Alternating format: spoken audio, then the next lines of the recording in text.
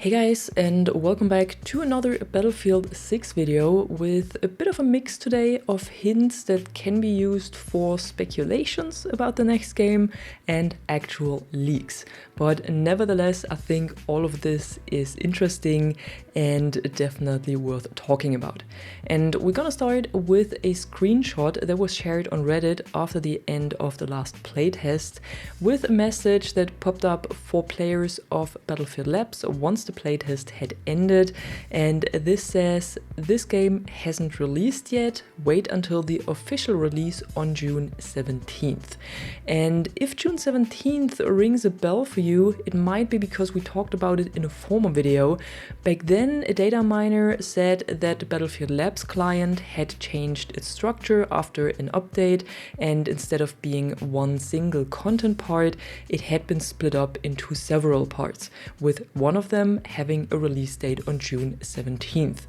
And this is the exact date that comes back here in this screenshot, and probably also for this exact part of the game. Now, what could it be? Well, it could be just a placeholder and mean nothing, but it could also be a hint that we can expect something connected to the new Battlefield game on this day. And since Labs had this long 72-hour playtest during the weekend, I personally think it's a closed alpha test, because it seems like the most logic next step. The closed alpha for Battlefield 5, for example, was held in June, if I remember correctly, and was followed by an open alpha a few weeks later, and then by an open beta another few weeks later. So it's possible that we can expect a similar schedule for the new game, especially since they're going for all of this testing before release this time, and not just for delivering a half-finished game at launch like they did for Battlefield 2042. But what we're still missing, of course, is an official reveal of the game, because even though most of us have already seen gameplay through the leaks and also a bit of screenshots through the data mining, it was not officially revealed yet. But this might happen during Summer Game Fest on Friday, June 6th, so just about a week from now, or during the Xbox showcase that follows 2 days later on June 8th. Just like it was for Battlefield 2042 that was also officially revealed during Summer Game Fest in 2021. So it could absolutely make sense that a closed alpha will be held starting on June 17th.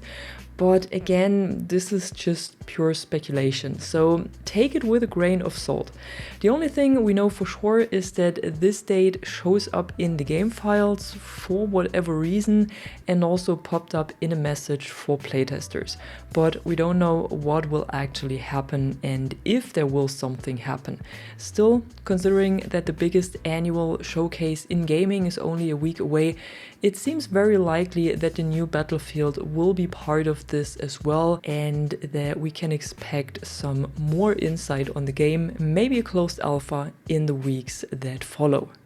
Moving on, we have a topic that I thought was interesting, especially for the ones who participated in the playtest last weekend, because this is a post from Battlefield Bulletin here, and it says that EA is revoking access to the Labs playtest and that you won't be able to play in future tests unless you're selected again and that you are placed back in the pool of people who have signed up for Battlefield Labs.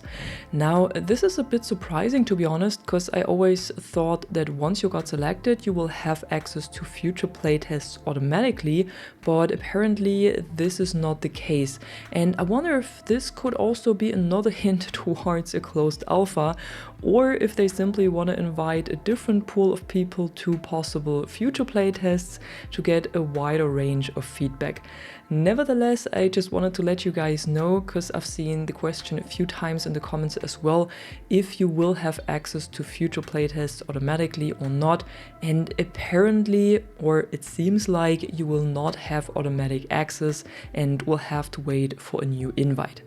And talking about the playtests, I've also seen two more interesting posts that I thought were worth talking about. And the first one was on Reddit, where a user shared that the console version of the new Battlefield will very likely have 120 FPS mode.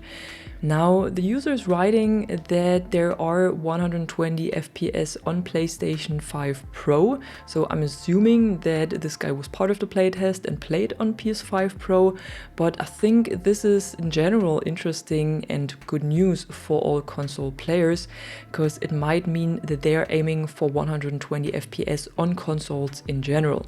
In the Battlefield Labs playtest, the console version allegedly has two different modes as well, one performance and one graphics mode, and the graphics mode seems to allow 4K resolution but is capped at 60 FPS, and the performance mode was uncapped but on a loss of graphics quality. So pretty much like other games handle it as well, even though I think that 60 FPS is not really up to date anymore. So I'm hoping that these news are true, that console will actually support 120 FPS officially on all consoles, and hopefully not only on PS5 Pro, because especially considering that all multiplayer games have crossplay between PC and console these days, I think it's really important that consoles can keep up with the PC when it comes to the FPS, but also when it comes to the input, talking about mouse and keyboard support on console, which is what I talked about in the last video already, because it seems like mouse and keyboard support will be in the next Battlefield game as well for consoles.